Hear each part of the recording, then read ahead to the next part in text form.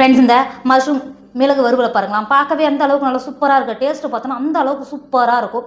சாப்பிட சாப்பிட இது நாக்கில் அந்த டேஸ்ட் அப்படியே இருக்கும். எனக்கு ரொம்ப ரொம்ப பிடிக்கும். நீங்கள் மஷ்ரூம் வாங்கினா மறக்காமல் இந்த மாதிரி ஒரு தடவை மட்டும் மிளகு வறுவல் செஞ்சு பாருங்கள். அந்த அளவுக்கு டேஸ்ட்டை கொடுக்கும்.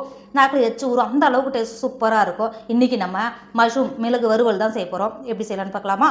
Hi friends, welcome to Kerala சமையல். கேரளா சமையலில் மஷ்ரூம் மிளகு வறுவல் தான் செய்ய போகிறோம். நீங்கள் மிளகு வறுவல் செய்யும்போது அந்த அளவுக்கு ட்ரையாக இருந்தால் எனக்கு அந்த அளவுக்கு பிடிக்காது.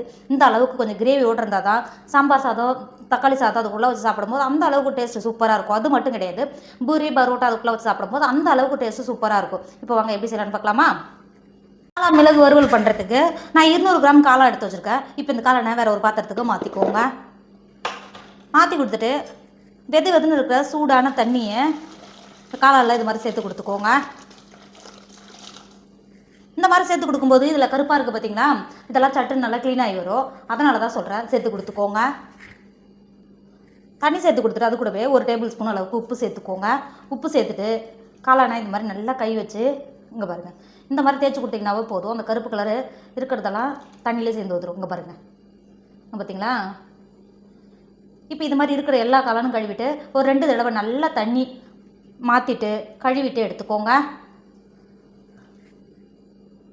இப்போ பாருங்கள், ஒரு 2 தடவை தண்ணி மாற்றி நல்லா கழுவி எடுத்த பிறகு எந்த அளவுக்கு காளான் எந்த அளவுக்கு நல்லா க்ளீனாக இருக்குது பார்த்தீங்களா? இப்போ ஒரு காளானை 4 பீஸாக கட் பண்ணிவிட்டு மாற்றி வச்சுக்கோங்க. காளா வறுவல் பண்ணுறதுக்கு அடுப்பில் ஒரு மஞ்சள் வச்சுக்கோங்க. ஒரு 2 டேபிள் ஸ்பூன் அளவுக்கு எண்ணெய் சேர்த்துக்கோங்க. நான் தேங்காய் எண்ணெய் சேர்த்துக்கிறேன், சேர்த்து கொடுத்துக்கோங்க. எண்ணெய் சேர்த்து எண்ணெய் நல்லா சூடாகிடுச்சு. 1/2 டேபிள் ஸ்பூன் அளவுக்கு பெருஞ்சீரகம் சேர்த்துக்கோங்க. பெருஞ்சீரகம் சேர்த்து பெருஞ்சீரகம் நல்லா பொரிஞ்சு வந்துருச்சு. 2 கொத்து கருவேப்பிலையை உருவிட்டு சேர்த்துக்கோங்க. சேர்த்து கொடுத்துட்டு கருவேப்பிலையை நல்லா பொரிஞ்சு வந்துருச்சு.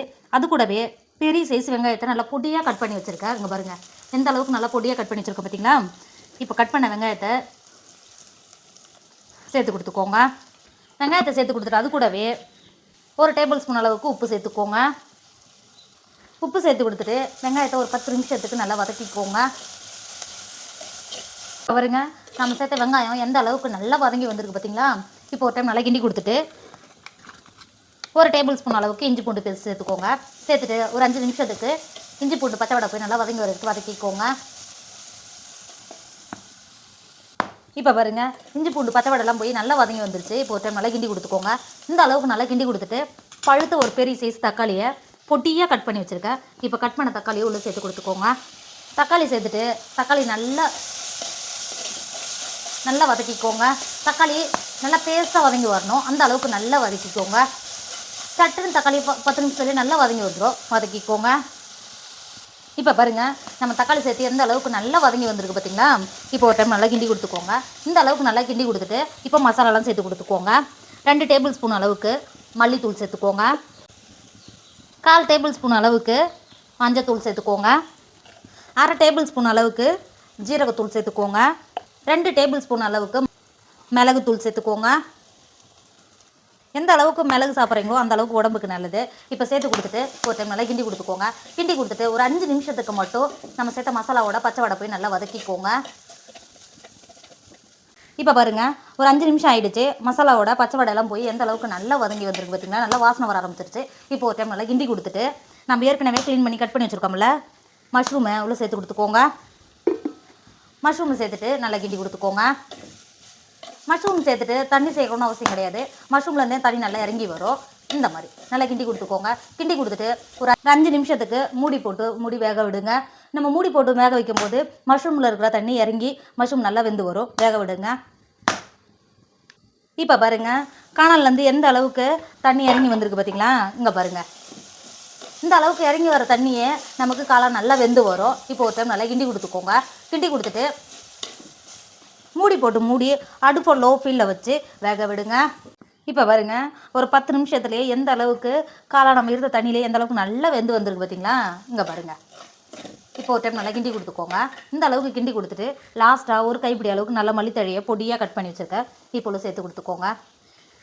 சேர்த்துட்டு ஒரு டைம் நல்லா கிண்டி கொடுத்துக்கோங்க. கிண்டி கொடுத்து வேறு ஒரு பாத்திரத்துக்கு மாற்றிக்கோங்க. இப்போ பாருங்கள், நம்மளோட காளா மிளகு வறுவல் சூப்பராக ரெடி ஆகிடுச்சு. இதோட டேஸ்ட்டு அந்த அளவுக்கு சூப்பராக இருக்கும். எனக்கு எப்பயுமே ரொம்ப ட்ரையாக இருந்தால் பிடிக்காது. இந்த மாதிரி லைட்டாக கிரேவியோடு இருந்தால் தான் லெமன் சாதம், புளி சாதம், தக்காளி சாதம், தயிர் சாதம், சாம்பார் சாதம் இல்லை வடித்த சாதத்தோட சேர்த்து பிசைஞ்சு சாப்பிடும்போது அந்த அளவுக்கு டேஸ்ட்டு கொடுக்கும். அது மட்டும் கிடையாது, இட்லி, தோசை, பூரி, பரோட்டா அதுக்குள்ளே வச்சு சாப்பிட்டா இன்னும் நல்ல டேஸ்ட்டை கொடுக்கும். எனக்கு எப்பயுமே இந்த மாதிரி இருந்தால் தான் ரொம்ப பிடிக்கும். அதனால தான் நான் அந்த மாதிரி செஞ்சுருக்கேன். ரொம்ப ட்ரையாக இருந்தால் எனக்கு அந்த அளவுக்கு பிடிக்காது. நீங்களும் ஒரு தடவை இந்த மாதிரி மட்டும் மஷ்ரூம் மிளகு வறுவல் செஞ்சு பாருங்கள். அந்த அளவுக்கு டேஸ்ட்டு கொடுக்கும். கண்டிப்பாக நீங்களும் ட்ரை பண்ணுங்கள். என்னோட வீடியோ உங்களுக்கு பிடிச்சிருந்தா உங்கள் ஃப்ரெண்டு உங்கள் ஃபேமிலிக்கு ஷேர் பண்ணுங்கள். மறக்காமல் கேரளா சமையல் சப்ஸ்கிரைப் பண்ணிக்கோங்க. தேங்க்யூ.